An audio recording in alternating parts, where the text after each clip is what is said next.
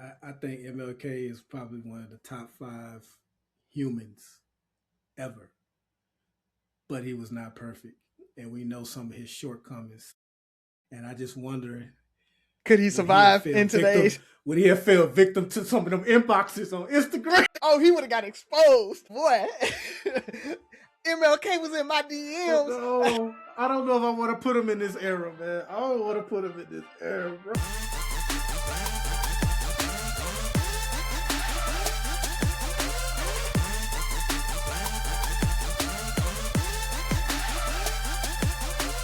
What up, what up, what up, what up? It's Three Brothers No Sense, your favorite barbershop style podcast. It's your boy Ferg, join my co-hosts Buff and Rozzy. Fellas, what it do? Senator Warren received a phone call from y'all president last week. She gave a speech criticizing him on how he's not tackling affordability and everything like that. And he wound up calling her.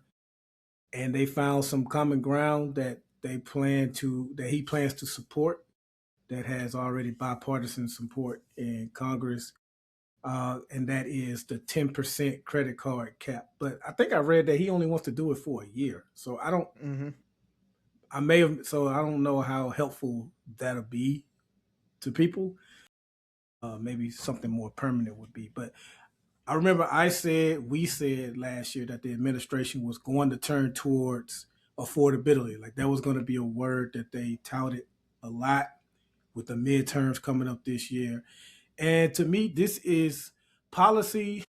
It's kind of funny to say this since this is the president's job, but policy and things like that are his weakness, I think, in a lot of ways. He's very good at riling people up, just throwing the whole red meat out there and saying things that people like to hear, like, I'm going to drive grocery prices down on day one, or I'm going to make gas $2 again on day one. But we're going to replace Obamacare, like all of that stuff. He's good at saying things and making people believe it, but when it comes to quite executing it, not so much, man. So we'll see how effective they are in addressing affordability. And one of those ways they're going to try to do it is, he said he wants to stop big corporations from buying homes. He wants to allow people to use your 401k to go towards your down payment. You could take money out of your 401k and go towards your down payment. I thought people could already do that. They can. It's you can do it. It's companies have to decide whether, because they set the terms of their 401k, and so some companies don't allow it there. So the taxable way to do it is still there, and it's only your first time home buyer that you could do it, and so you don't get paid you don't have to charge the penalty. What they're talking about doing is actually forcing employers to have that in their like build, to be able to do that, and say you have to be able to allow your employees pull it out with that in service. What it's called is an in-service withdrawal. Every company doesn't offer in-service withdrawals, and so that's why they can do loans, but most of them don't let you do in-service. But they're saying that they're going to carve that in and say you have to allow in-service withdrawals for first-time home purchases there. So that's actually a pretty good thing if they do that. It opens that up for some people. But again, it's your 401k, it's your retirement income. Yeah. We don't have pensions anymore. Social Security may not be there anymore. And so by allowing people to do that and pull money out of their Ks to put it in a house, now they are behind the 8 ball when it comes to saving for retirement. So they have to work for the rest of their lives because they're house poor. So that's another issue that you run into by allowing people to do that, to buy their house there. So that is, I still like it, the option, but I would warn people, don't look at that as the first option there if you don't have to. There's other options, FHA, those types of things where you can have very small down payments to be able to buy a house. People are doing it regardless. I think that's the thing. We're at a point where people are having to pull from wherever. And it's not like they're not doing it today. They're doing it today and being penalized. So if you can eliminate that or alleviate that a little more, then so be it. It's funny as you were saying that, Buff. I forgot what I was watching the other day. It was some cartoon or some show where a kid was running for class president, and they had all these pie in the sky promises. And that is Trump. When I think about him, he's I'm going to put Kool-Aid in the water fountains and all janitors are going to get pay raises and whatever it is. It seems like it's, and he will say whatever because he doesn't care how it happens. It's his whole slogan, right? It's "Make America Great Again." You know what I mean? Like, yep. And we're not much better than elementary or middle school people electing a class president. It's popularity, it's familiarity, it's what sounds good. And then I went to school for 12 years in high school, elementary through high school. I can't remember one thing a class president, and nothing is class presidents, but like nothing they accomplished that made the school better. Right? Like what were we electing? To be honest, man, politics in general, like you say, popularity and TV and stuff have really messed it up. Working politics should be like, it's boring. It's boring and it's slow, but good, effective politics and policies, they take time to get implemented, to put in place, and we see positive effects from it. Orchestrated it. It's like years after they passed it. It's a boring thing, but everybody wants to take credit for everything so soon, and we want everything so instant. So people say things and promise things that they can't necessarily deliver. But politics, man, it's supposed to be boring. Like, it's not supposed to be this 24-hour news cycle that we live in, that everything is happening like right now. I like what Razi said as far as like it could be a good thing, but like you say, it can also be bad. Their theory is people take it out of their 401k, and then once they get equity in their home, take that equity out and put it back in their 401k and have that money work for them. And maybe some will do that, but others may use that for a vacation for the family or something, like, you know what I'm saying? So you got to be very disciplined and responsible to do those things. And they also, like those premium healthcare premiums that were a big hang up in Congress towards the end of the year, the reason why we had the whole shutdown, he is proposing that the premiums goes directly to the consumer instead of the insurance companies. Yeah, but also, only $2,000, and most people pay over $20,000 a year for their insurance. That $2,000 is not what the actual. And again, even with your 10% thing, I was going to say, this is why we say Republicans are so much better at politics than the Democrats. The Republicans have taken people's health care. They've cut SNAP benefits. They are deporting what's happening in Minnesota and that type of thing. I mean, the immigrants there, the communities are you've got a Gestapo running around, right? Literally, ICE is a Gestapo running around checking people's papers and everything. And then they say, oh, we're going to give you, we're going to cap your interest rate on your credit card at 10% for 1 year. Sold. Guess what? That means that it's capped and you can take advantage of it through the midterm cycle, right? Republicans can run on that. They can say, yes, we did that for you. And then after that, they let it go right back up, because that's not tenable. You can't do that. You can't cap interest rates on an unsecured line, on an unsecured credit card, because it's risk-based, right? So for a bank, most banks are going to stop issuing credit cards if you say you got a cap interest rate at 10% on unsecured money. That just does not happen. I'm not giving you 10% interest rate when long-term or short-term interest rates and things like that are at 6%. Right. The short-term interest rate right now, I think, is 3.5%. Your mortgage rates are around 6%. You're saying that I got to give you unsecured debt at 10%? That's not enough money right there, not enough spread for me to make and assume that risk. So most banks are going to stop doing it. Why do you think they have 20, 25, 35% interest rate cards? It's for people with bad credit that aren't, they don't use it. So I don't think it's going to be a good thing in the long term. And so what's going to happen is you're going to see it ratchet back up slowly, but they're going to be able to take advantage of it right now. It's a Band-Aid that just doesn't actually work. But what it does is it gives them those talking points. It gives them that opportunity to say, see, we're working on affordability too. $2,000. I'm going to give you $2,000 in your pocket for life or health insurance, but you're going to pay $24,000. It's that $2,000 would have been on Obamacare. That probably would have been 2 months of subsidy. But if they give it to you directly, they can say we gave you money. It's Trump checks again, right? Now I got a stimmy. I got a $2,000 stimmy. Now the Republicans can run on that, and now they're going to get reelected, and they're going to win the midterms, or at least hold on to power in the midterms because of these things that the Democrats are saying. Yeah, we're going to do bipartisan agreements for this stuff and everything else. You're giving them wins, and when you give them wins right now, they can focus on that. They can ignore all the bad stuff they're doing, and you're going to give away the midterms by doing it. So that's just me being a negative Nancy on it. I don't think they're good solutions. And if we give them those wins, we shoot ourselves in the foot in the midterms. So you mentioned Minnesota, man. I kind of laugh because it's turned into so you got a lot of MAGA supporters that are saying, I have no problem with showing my ID. If I need to carry my proof of citizenship, that shouldn't be a big problem. Y'all out here lying. They lying. I worked at the airport, a place where you literally, you need to show your shit.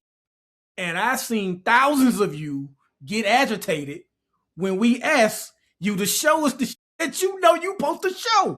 These are the same people who wanted to riot when people made them wear masks.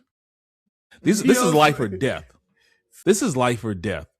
It's a don't tread on me. The government shouldn't be able to tell me what to do to save my life and other people's lives, or kids or whoever. But you're saying you want to show ID, and guess what? They're not asking for a state ID. They want proof of citizenship, and your state ID does not do that. Mm-hmm. It's consistent though, because there's a certain segment of this country that want the rules and the law and order. They just don't want it to apply to them. They want it to apply to a certain kind of people and make sure you keep them in check. Because they need it. Because I've heard way too many police pullovers that start off with, what are you pulling me over for when there's real crime going on out there? Well, I'm pulling you over because you just violated and you did it in front of me. That's why. Right. So they full of shit. The only other thing I got, man, because I've been a minute. Facebook, they just hired a new president and vice chairman, chairwoman. She actually has worked there before, but she was Trump's national security advisor. She also worked in the Bush White House, Bush W, and she spent 16 years at Goldman Sachs. To me, because a lot of people were saying it's alarming that Facebook is now cozying up to the Trump administration by hiring former people that were in his administration. But what they also did, I think the same day they hired her, is they quietly created this group that is focused on artificial intelligence.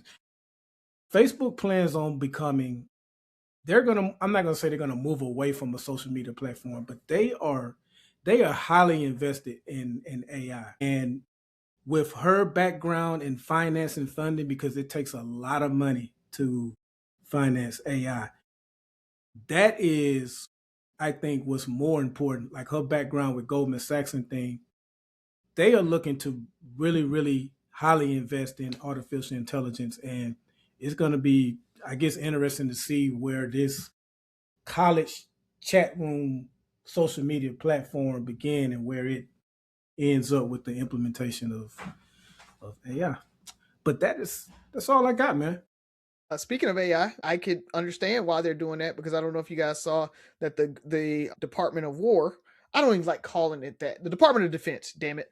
Like the Department of Defense has they've signed an agreement that they're going to use Gronk as their AI tool, and they will roll that out so soldiers or, service members can use AI to draft emails and everything on official networks. And so that's a huge, huge win for Elon and X. And I'm hoping that they cancel that deal in the next administration, if we have a next administration, because Trump said that we shouldn't even have midterms. So we'll see how that works out. He is ready to cancel the midterms and everything. But you have to invest in AI now so that you can stay relevant. So I agree with Buff. I think that's a huge one. I think staying in our political realm that we've talked about, Maria Corina Machado. That's what I was going to see if anyone was going to go there. Yeah.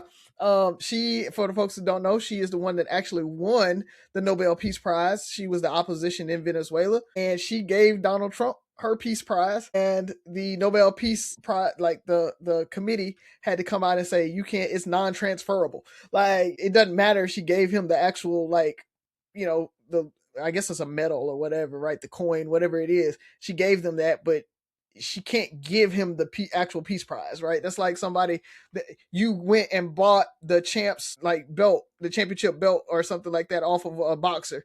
You don't get the title, you just have the belt. Like, so, but Donald Trump is taking it like he's got the peace prize now because he has the actual hardware. But it's sad, man, that's what countries think about that. Literal countries are having to cozy up to Donald Trump and like stroke his ego so that they can get what they want from the United States. So I want to shout out Greenland for standing up. They had a huge, like protest that came out to say that they do not want to be sold or and everything. Europe has come to the defense. Canada even said that they're going to come to the defense of Greenland if the United States invades Greenland. So we'll see how that all plays out, but it's ramping up and ratcheting up, and Donald Trump is looking more and more like, I don't know, Germany. We are looking a lot like Germany right now. It's scary. So that's all I got. Other than, man, you want to say something before I jump? It's funny you say that. It's funny you say that. I was talking to somebody the other day. I think might have been Fred the other day, and it was talking about, I can't remember what it was, but history is made now, if that makes sense.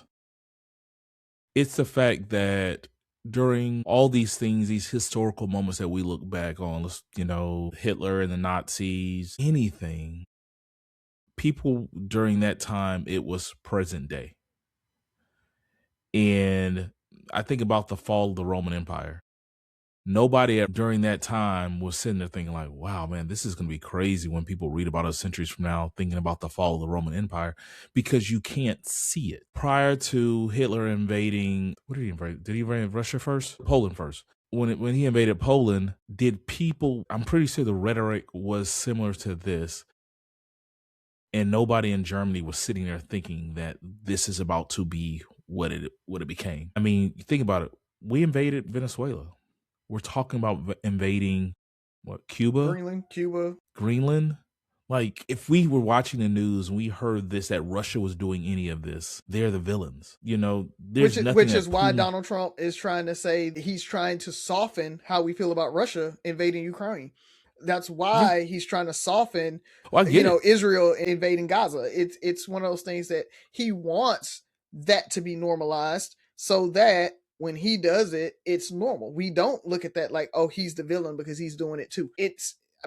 Have you heard us denounce, or the United States or anybody denounce what's happening with any of these authoritarian countries going in and invading these other countries? Nobody's saying anything about that because he wants it to be normal. He wants that to be okay. Sad, bro. I mean, I know we've been involved in world conflict and stuff before. I'm not that ignorant.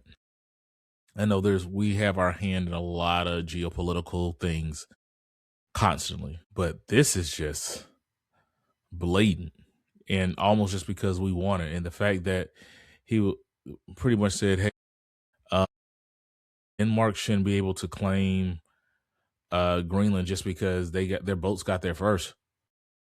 It's like, oh, your boat's landing here, so now it's your land. That doesn't make sense. What?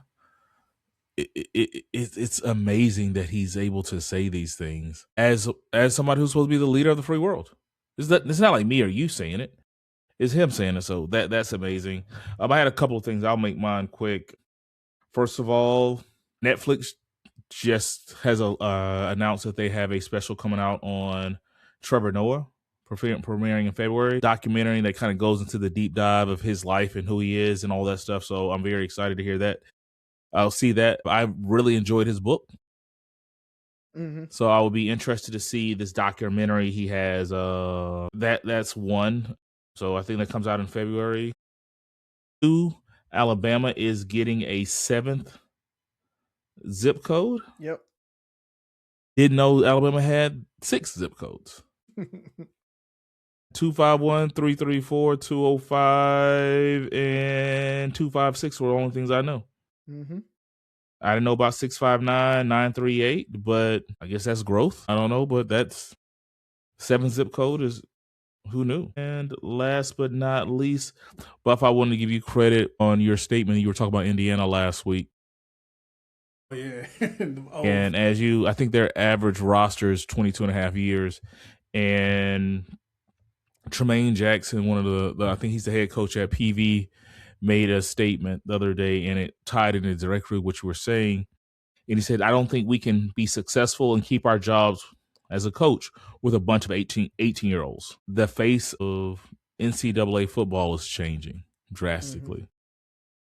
And it's going to be very interesting to see what these high schoolers and these young kids are going to do moving forward when schools are going to be more interested in drafting top tier talent. Not drafting, recruiting top tier talent that's older. Mm-hmm. It's 18-year-old 5-star. I really do think it'll shake out. There's going to be less 18-year-olds that get drafted or recruited into like D1 schools or anything like that. There's going to be a lot more red shirting happening. I think there's going to be a lot of D2 offers, a lot more D2 offers where kids can maintain their eligibility and then go to a D1 school. I think there's going to be some of that happening there. So it's sad, but at the same time, I think it shifts the what the kids have to do after college or after high school, because as you did NIL and you made college football basically semi-pro at that point, I think that's where you see that shifting to those older groups now because of that. We shall see. It's going to be interesting, but just the fact that he was I think about coaching and building a team. You can have the best team in the league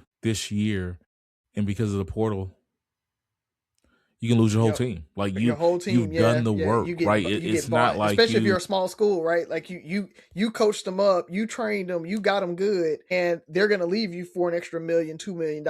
I mean, who wouldn't?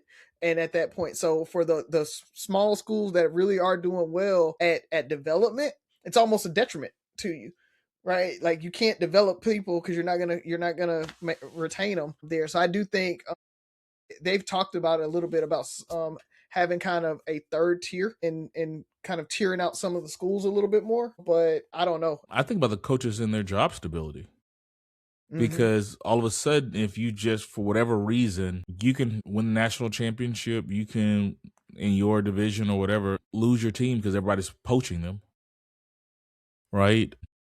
You don't get to work with Rozzy and develop Buff for 3-4 years, right? You have the best quarterback, best running back, whatever, and now you lost your quarterback. You have a losing season, and we see it now how quickly they're getting rid of coaches. Yeah, it's going to be crazy. I think there's a couple of issues happening right now, right, with contracts where schools are starting to get their kids to sign contracts where if they do enter the portal and they leave, then that school that they go to or them personally have to pay back a lot of the NIL. So that I think will give a little bit of pause to some of this. And I think we should get to, and I think Nick Saban said this, I think they need to get to where we have a commissioner with maybe some salary caps or something like that on there for the NIL, as well as like trade agreements there, right? Where, hey, you come in and they got to buy you out, that type of stuff. It's not just, oh, I'm gonna hit the portal, go to the next school, or we bring back the sit out year, right? You transfer and you got to sit out a year.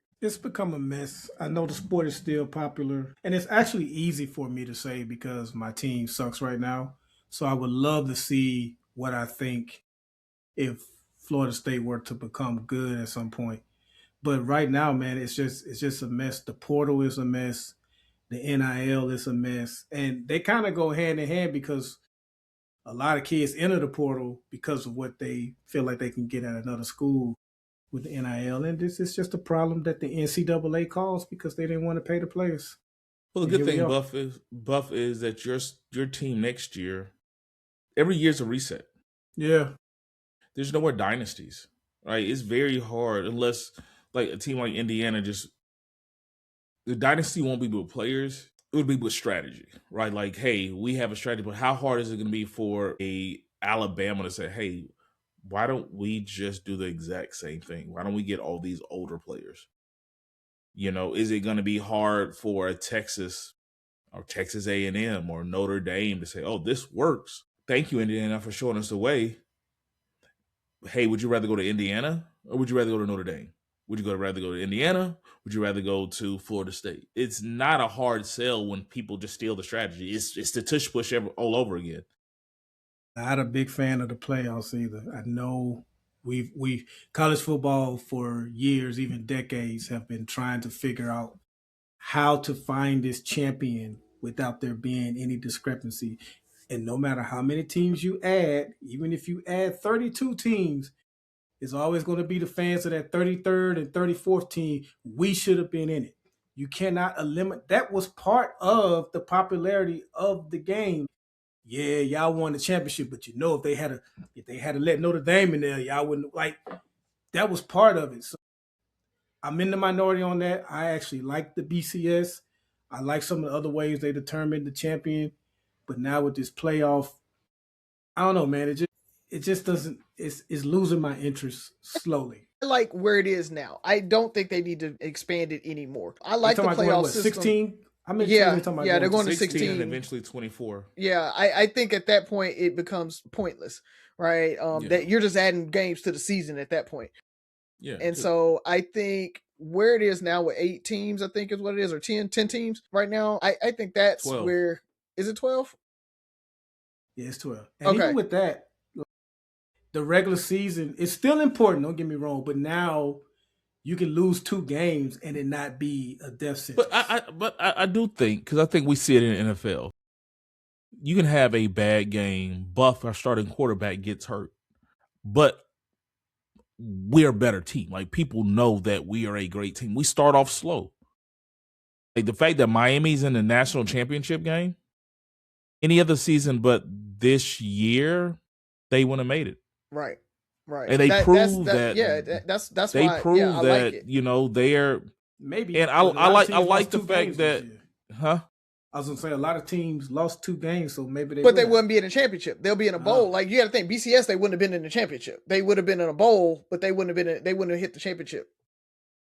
Coming off of that, I don't know, because a lot of other teams lost 2 games, didn't they? Then a lot of other teams. Yeah, but I'm just saying. So they got the number 1 and 2 spot, right? It doesn't matter. Like, that's the difference there. In the old BCS, it was the number 1 and number 2 that got into BCS. Yeah, but we're not in the BCS, so that's why they wasn't number 2. I'm saying maybe they would have, because the other teams lost like 2 games, and you got penalized on when you lost that game too. You know what I mean? So it would have been Ohio State and Indiana in the championship in the BCS, right? Mm-hmm. I like the fact that, hey, we're a good team in the whole, and maybe this is becoming our question because we've been on it for a minute, but the fact that there's the eye test, there's the schedules, all this stuff. I don't know how many teams, no more than 12. They can decrease it, shrink it a little bit, but I like saying, hey, here are our gladiators. Let them fight it out. Like, I'm okay with that. The same reason we have playoffs. The same reason we have playoffs. I have a bigger problem with the way the NFL does it, right? Where you could be a 7-9 team and have a horrible division and get the number 4 spot, and you have a 12-5 team who is number 5 or number 6 just because your division sucks, right? Like that, though.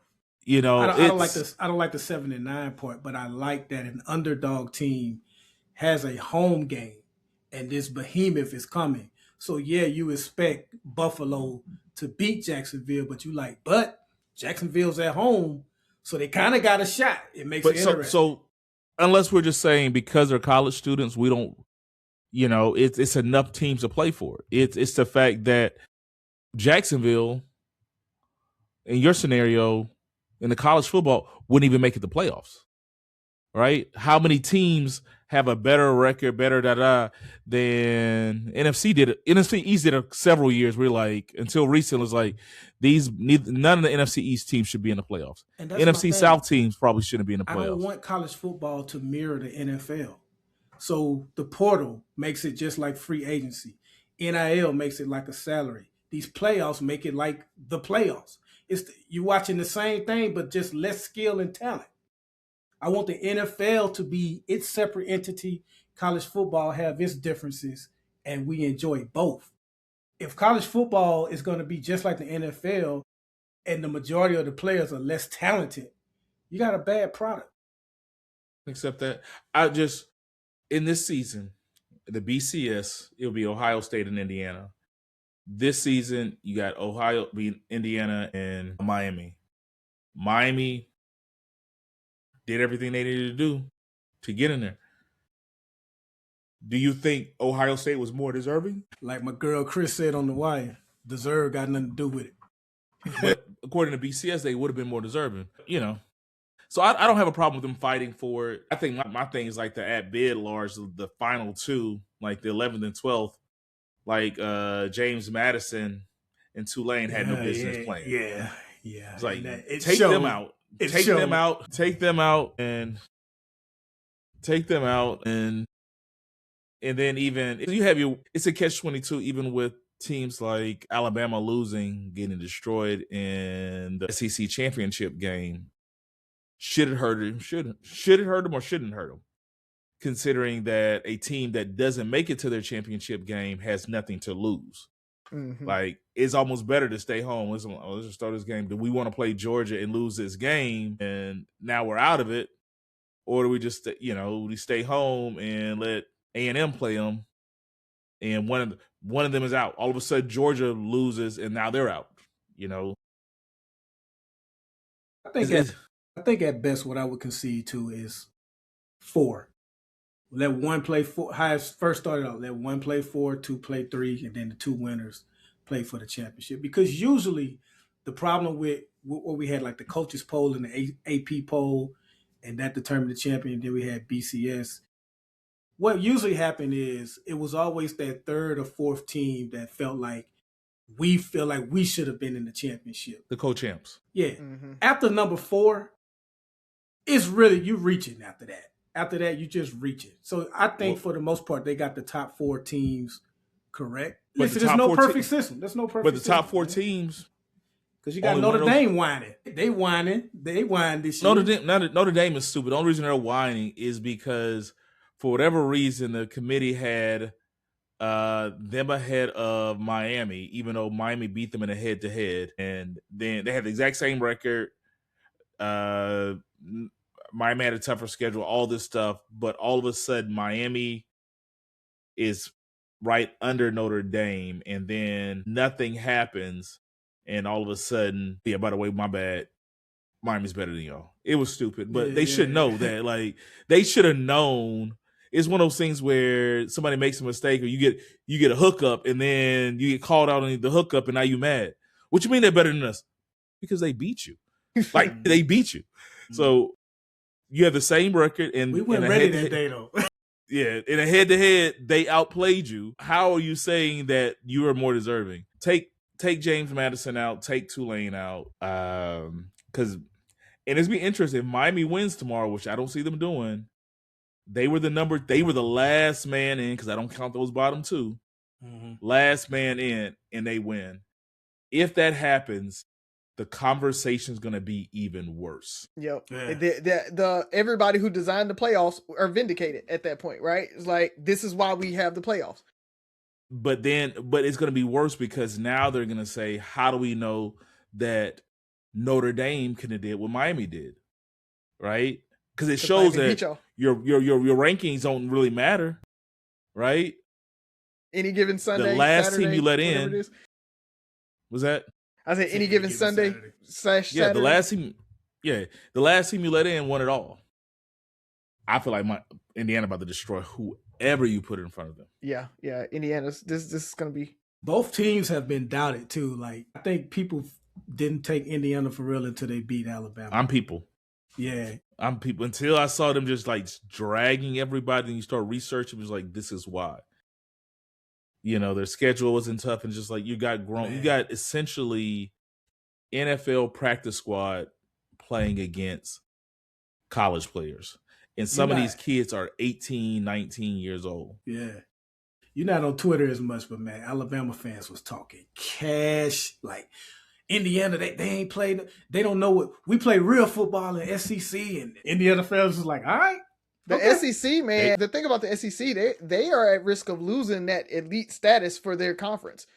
I mean, they haven't shown up the last 2 years with like in the big games, and so that too many teams in it. Yeah, that's going to be interesting. Yeah, they have way too many teams, and the same thing they've been saying is they're beating each other up. Mm-hmm. You know, you can lose to Texas, A&M, Georgia, Alabama. When Tennessee's doing good, Vandy, like you have teams. You got to think of how many teams at some point in the season where we probably had 5 to 6, if not more, teams in the top 25, maybe in the top 15, right? That were playing each other week in and week out. Yeah, and so hitting each other, and that's the thing. Like injuries, yeah, wise, but I mean, they can't stay taking healthy. an L. Yeah, like so you take an L if you play all those games. You take one L to Georgia, one L to Alabama, which is reasonable. Like, because even when we look at NFL schedule, we assume that nobody's going to have a perfect season. College is the only place you see perfect seasons. Losing they play how many regular season games?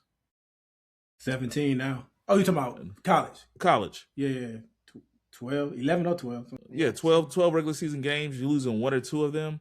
So we're talking about you're winning 80% of your 80+% of your games in a season is a bad season in the college. Mm-hmm.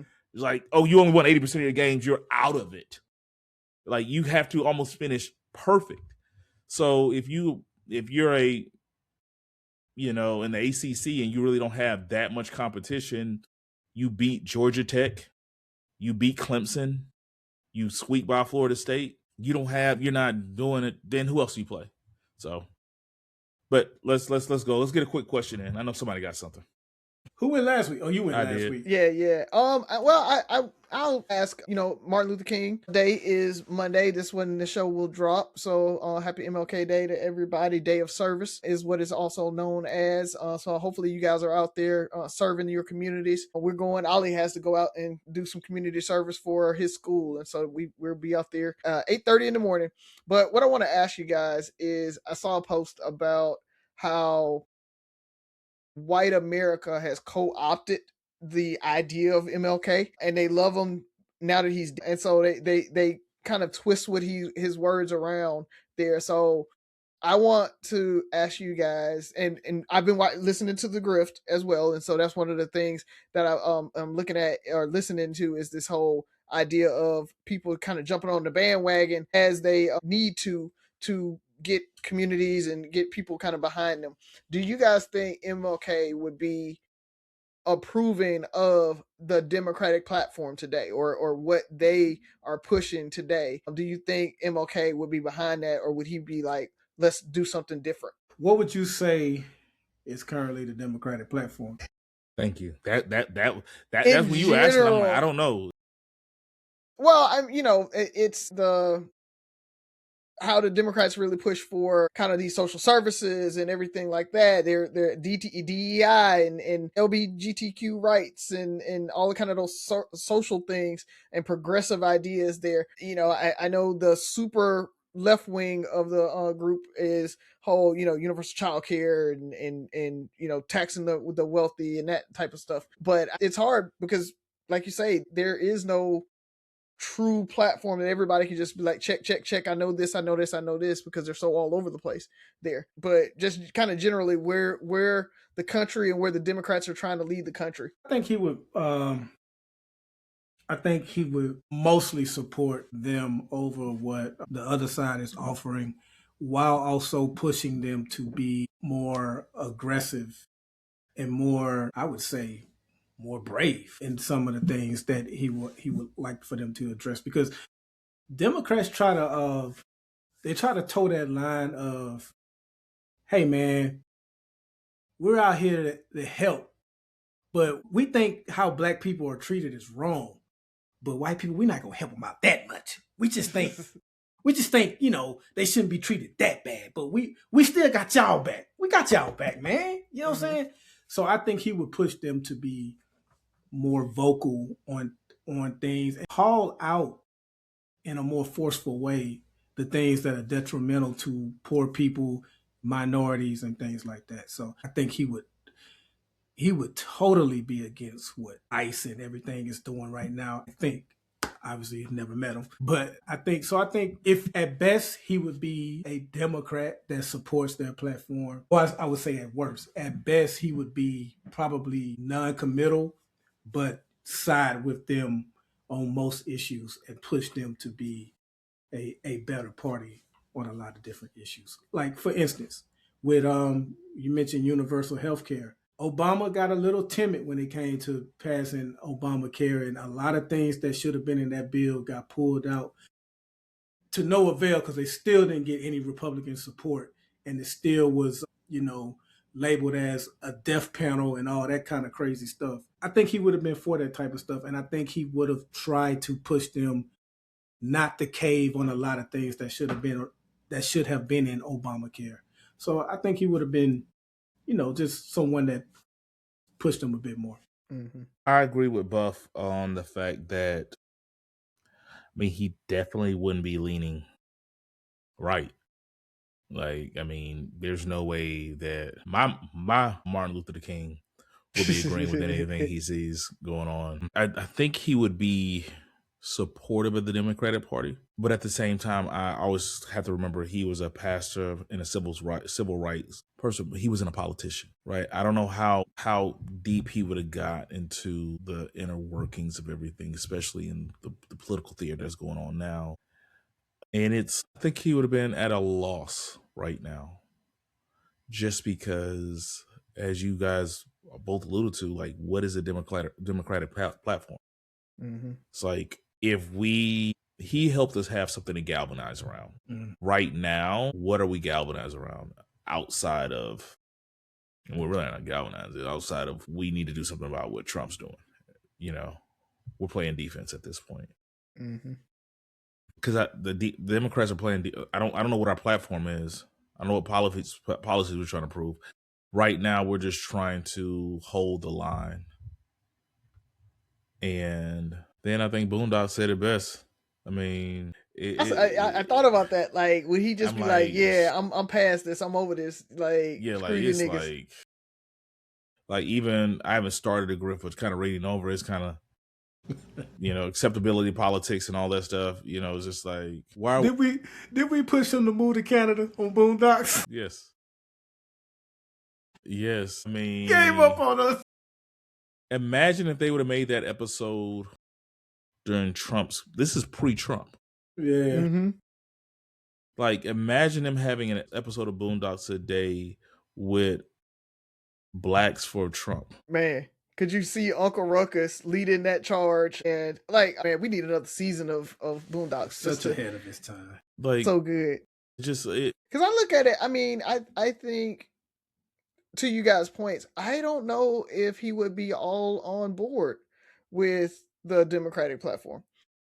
He wouldn't be, like you said, but I think he would be kind of in almost like an independent that caucuses with the Democrats, right? It's like, yeah. I'm with them most of the time, but I don't know if it would be 100% like, let's get behind them. I think he would be willing to make deals, and like a lot, you talk about the red pill mafia. There's a lot of folks that's like, oh yeah, we shouldn't be voting at all, because we just give the Democrats our vote, yada yada yada, and so they don't really do anything for us. I do think, like you said, Buff, he would be pushing for, I need more out of this. If you want this voting block, I need more out of that. And whoever's going to give me that, whatever I'm asking for, that's who we're going to vote for. We'll support you there. I think he would be much more, I think he would wield the voting block a little bit more. And maybe that's what we're missing right now, is that one person that can just say the black vote, right? This 80% of the black vote that always goes Democrat today, I've got 40% of it. I've got 55% of it. And wherever we say we're going to go, that's where they're going to go there. And it can make a change and make a difference there. It might not work in white. It might not work in white districts, but in black districts, it can work. Because what you can do is you can primary people, and you can say what that the person in the primary is going to do it. Well, and I get that, but that's why I say that he's only going to take maybe 55% of that. But if Martin Luther King said, here's what we want, it was probably about 40-50% of Black America that's like, or voting Black America that was like, yes, we're right behind whatever he says, whoever we need to go. You know what, Razi? As I think about this more though, I do wonder, because he was pro-life, right? Yeah, wasn't he? Yeah, well, and that's why I say I don't know. He was very pro-life. I think he definitely wouldn't have rocked with them on that, and I would love to have seen his opinion on the whole transgender movement. That's what I mean. As a conservative Christian, so I still don't think he would have sided with the right. But that's why I say possibly he could have been non-committal and just pushed them more. But the pro-life narrative has shifted. I think his version of it and what we or the people today were fighting against, Trump would be not Trump. MLK would be a podcaster. He got him a podcast. An influencer. Something like that. So are you taking young MLK and plopping him here today, or has he aged? Is he in his 70s and you wondering how he? Are you taking the young version of him? You guys meet it or Ferd? Either. Okay. I think I can see young MLK today, 23, 24-year-old MLK in today's world. Be an influencer. Even older MLK. Man, what y'all mean by influencer though, man? Well, you look at some influencer. Like you look at your TD Jakes before his issues and stuff like that. Like I think he would be one of those like large, like, Christian mega church pastors. I don't know if he'd be a mega church pastor. I think I think he would have a normal congregation, but it's just that the way he speaks and everything like that. I don't think he would be a mega church pastor that's like in it for the money, because I don't think he was really in it for the money.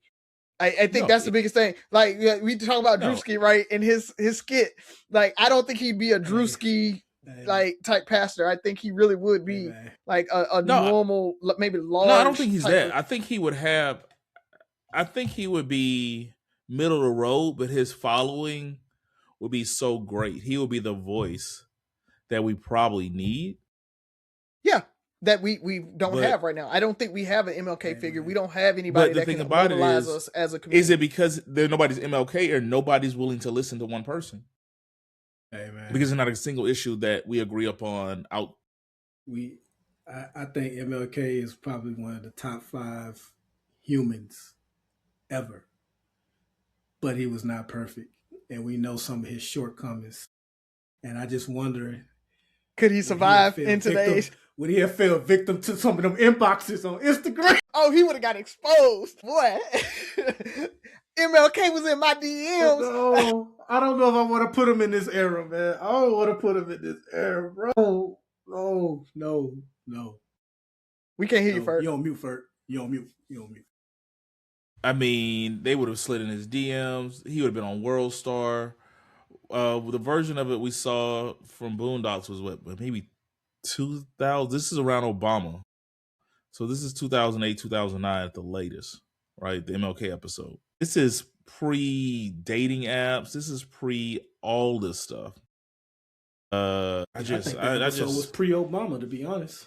I feel like it wasn't until like the 3rd season that they kind of even mention Obama. Okay, so I say all to say, I mean, it just was different, and I don't think people are, as much as we say we want a leader, I don't think we want a leader. I don't think we want one person to speak for us. I think civil rights was a issue big enough where we're talking about the Democratic platform, where it was something that most people could galvanize around, and even then, you had your naysayers, right? But what was his rallying cry? What would be the thing that he's going to get people to come out and march for? People to come out and subscribe and follow, and subscribe. Yeah, and the news cycle so quick, right? Go ahead. Would he? I was going to say, I think he probably would have been a leading voice in some of these police killings, unarmed. But to me, it's this affordability issue is right up. Like the I Have a Dream speech is a lot of it is about affordability and jobs and things. Would he be as impactful and we're kind of changing your question now, Razi. Would it be as impactful today just because I think we're more easily distracted? Not only that, like we heard whispers about people criticizing the March on Washington and how they allowed white America and the Kennedy administration to co-opt it. And those type of voices have gotten louder to where we're not radical enough. And I think there would have been a growing segment of people saying his way ain't the way no more. Like we got to fight back. We got to be more aggressive. We can't be passive and everything else he was called back then. I think that would have been louder, and his message would have gotten lost. Yeah, I mean, yeah, it's too easy. It's too easy to drown him out. And that's what I was saying about the media cycle, the news cycle. It's on to the next thing with everybody, right? There's nothing.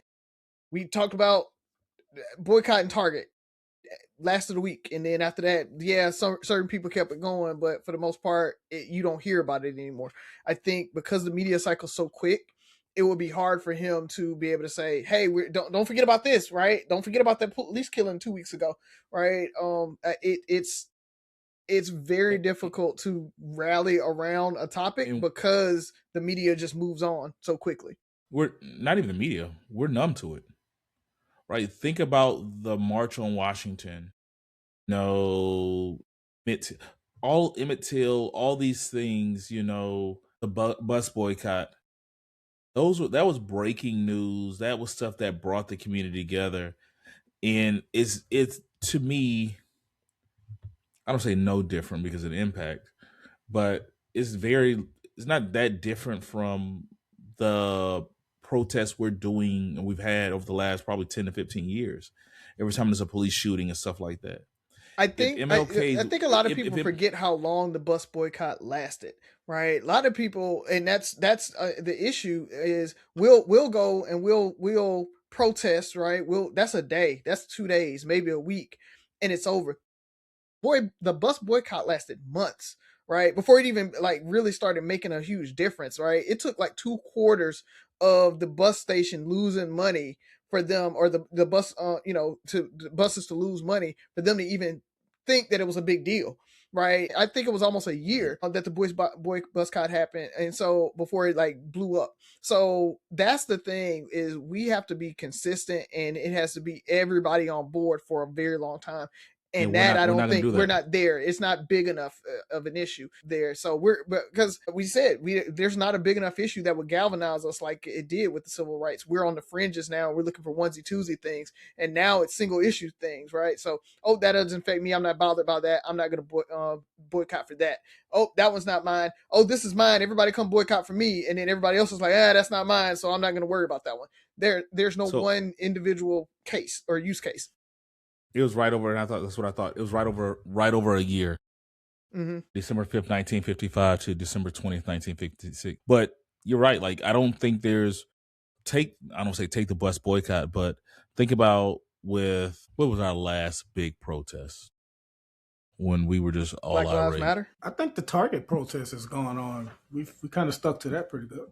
We did, but I'm talking about us protesting. That's the problem. But I'm talking about like boycotting the streets. I'm trying to think. Was it Black Lives Matter? That's probably the largest one that galvanized everybody. The No Kings rally has been another good one. That's been good, but again, that's kind of a defensive measure, right? That's not there's not really anything that we're doing beyond that other than showing up there.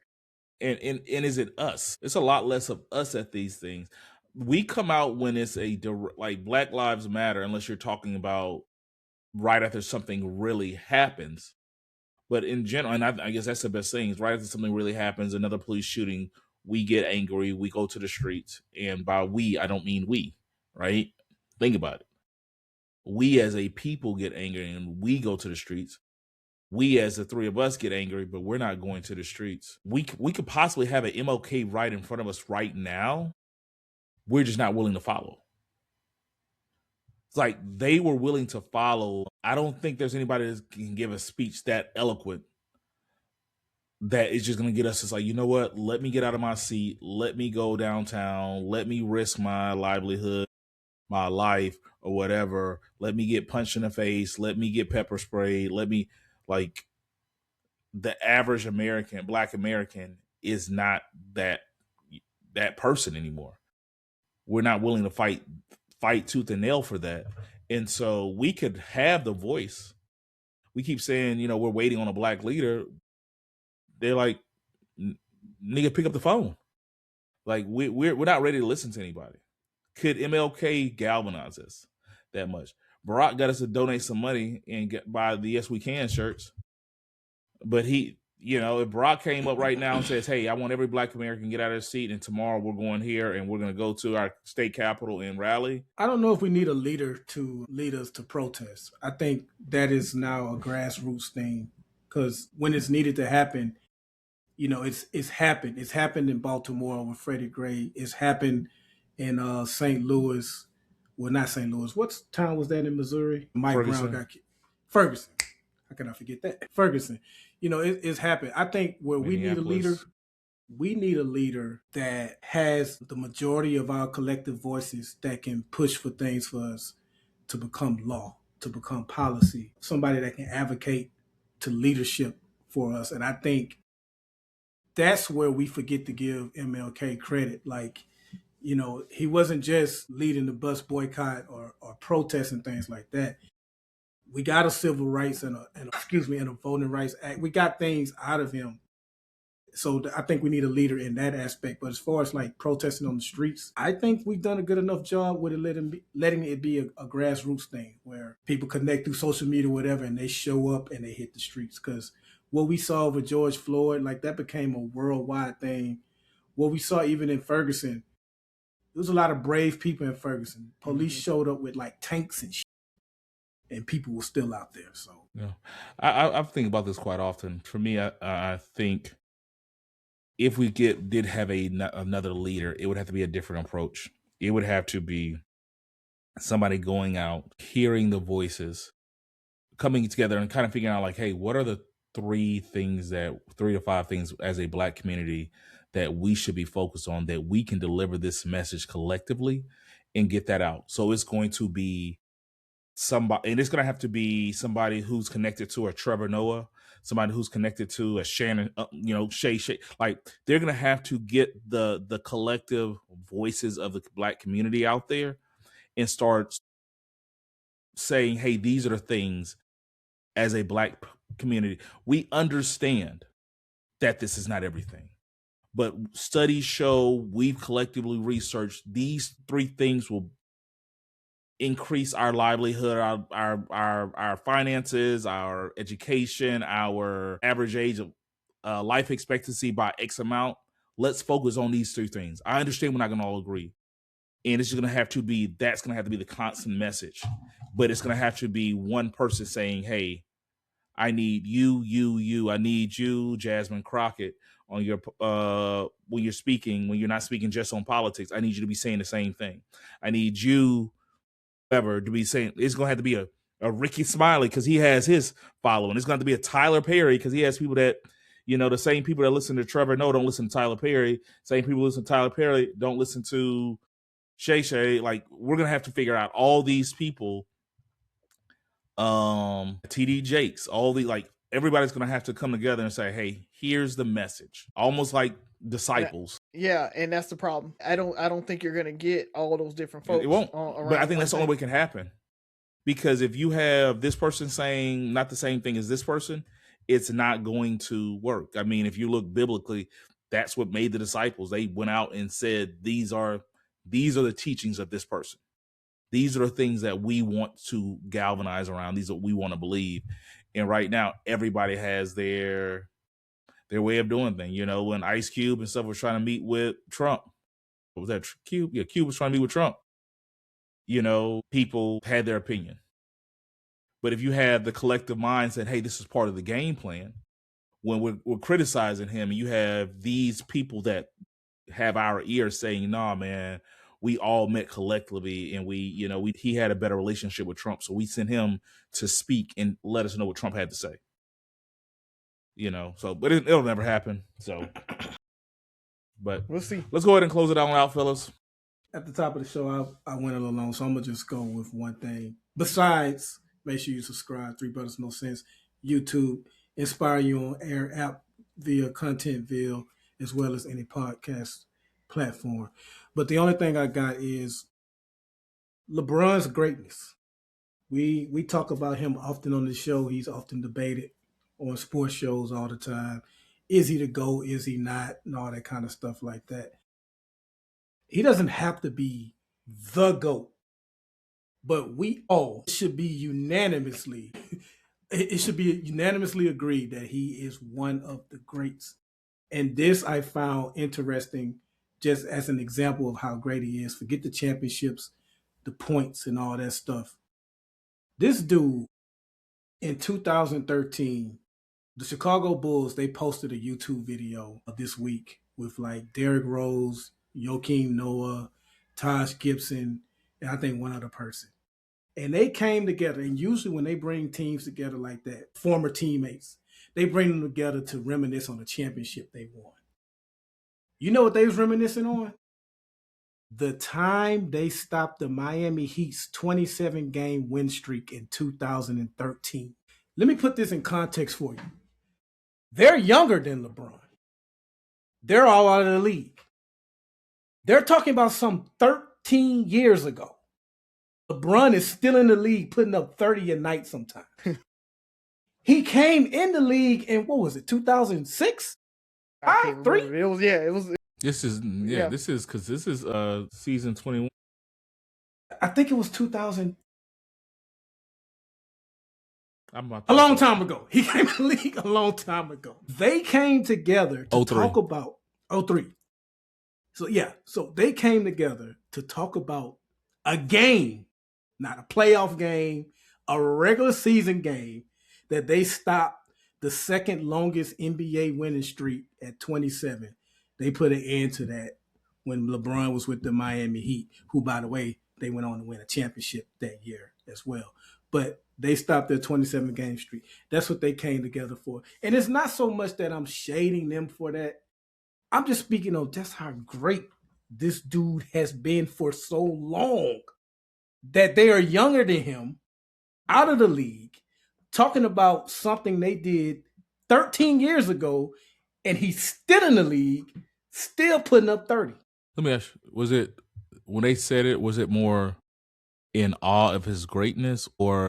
Oh, no, they was just saying how Miami and Chicago used to have battles, and we always got up to play them, and you know. Okay. Yeah. So it was out of respect.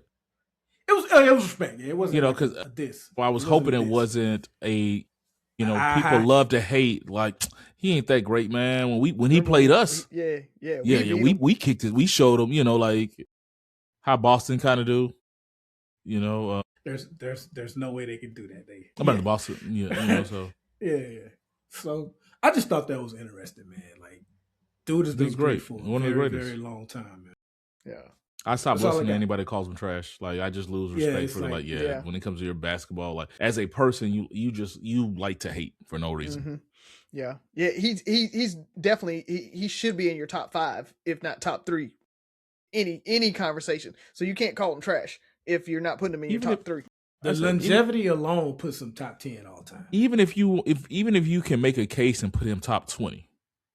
Top 25. Think about it. You're saying in the history of basketball, there's only 24 people better than him. 24. But you're still saying he's trash. That doesn't make sense. Anybody who's ever stepped on an NBA court, if you can make a case and hate all you want, say he is a 20, I put this person, Spud Webb, name it, above him, and he's number 25, and you can still call him trash, you just want to hate. It's just that simple. Like, if you think about it that way, top 50, top 100, there's 99 people who played this game who are better than me, ever. I'm not the 100th best at anything I've ever done in my life. In the history of whatever? Yeah, not trash. Definitely not trash. One thing I got, man, is for the Game of Thrones fans out there, tonight is the Kingdom. Night of the 7 Kingdoms comes out. So first episode premieres tonight. I've read the book. It is great. So I'm super excited about it. So next week I will make sure to give you guys at least a little bit of a rundown. So Ferg, make sure you watch it before we record next week so that we can kind of talk about it. Buff, you watch Game of Thrones too, so yeah, make sure you watch it. So, but that's all I got, man. Yeah, you don't like Game of Thrones? Listen, House of the Dragon is about as far as I'm gonna go. I'm good. I'm not playing it to their money grab. I'm not getting in all these spinoffs. Well, you told a story, it ended. You picked Bran the Broken. That's it. Yeah. That's it. I'm gonna learn about this prequel. Yeah. I'm learn about this prequel, way and then that's it. No. Well, okay. It's good though. It's really, really good. It has like 100 years to do after House of the Dragons or something like that. Yeah. So, also, real quick, for those of you that watch His and Hers that say you knew who the killer was, stop lying. Ain't no way. Yeah, no way. Except for the homie David Bailey. He broke it down on why he knew. Shout out to you, bro. Thanks for listening to the show. So it sounds like I need to watch His and Hers. But the rest of y'all lying. Lying. Yeah. I haven't finished it yet, so I don't know. I haven't finished it, so I don't know who did it. I'm on the 4th episode, and it's hard. Another good show if you're looking. It's pretty good. It's pretty good. Okay, yeah. So check that out. Another good show that I started. I watched the first episode. It's called Boots on Netflix. It's about a gay kid joining the Marines around, I think it's set in like the 80s, early 90s or whatever. So it's really, really cool. For the military folks out there, it gives you a good flashback of like boot camp and everything like that. I've only watched the first episode, but it's really one that it's pretty cool to just see like this gay kid who's, during Don't Ask, Don't Tell, trying to kind of come in and not show up or whatever, and just seeing how the Marines kind of treated everybody back then. So that's a good one. It's pretty cool. So check that out too. But that's all I got, man. All right, mine's real quick. So Buff said everything needed to be said. I want to give a shout out to my son and daughter. They got the report cards last week, and TJ, first grade, did everything he's supposed to do, exceptional grades. Sky, once again, making daddy proud, finished 8 on a roll once again. So, and I had to catch myself because it was not saying because I'm like, she's like, because I was like, what'd you get? And she kind of jokes like, I got this, and I think I gotta be in this, and she'll joke with me. And then I look at her like, I know you didn't get a B. And she'll tell me her grades, and it's almost like, because that's what we do. I expect that from you. And then I had to stop myself because I award them and reward them and congratulate them. But I wanted to make sure I took a second to acknowledge, like, I don't take that for granted. I don't take that for granted. Right. And so sometimes it's not the norm. Like, we have to stop normalizing greatness. Mm-hmm. We have to acknowledge the things that people do when people go above and beyond. I'm thinking about that in relationships as well. Well, you're supposed to do that. Well, there's a lot of people not doing that. So don't take what that home cooked meal, the I love yous, the flowers, whatever somebody does for you for granted, because there's way more people not doing those things than there are doing those things. So congrats, TJ and Sky, for doing those things that most people aren't doing.